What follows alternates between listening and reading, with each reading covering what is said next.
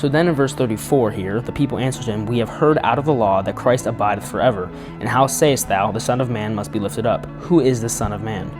So a very key important part here, we're going to talk about who the Son of Man is. I mentioned it in another episode, but we're going to talk about it one more time here. But the people answered Jesus after he said that he will be lifted up and he will draw all men unto him. They answered him and said, "We have heard out of the law that Christ abideth forever," meaning Christ is from everlasting to everlasting, right? Because he is God, right?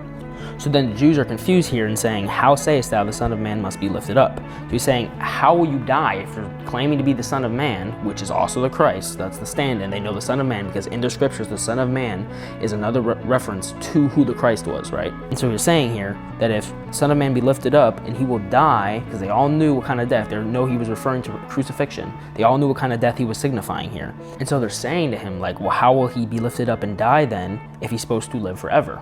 And then they question Jesus saying, who is the Son of Man? So very quickly here, the Son of Man was a prophecy that was written in the book of Daniel. Daniel saw the Ancient of Days, or God the Father, in heaven sitting on the throne. And he saw him in all of his glory, right?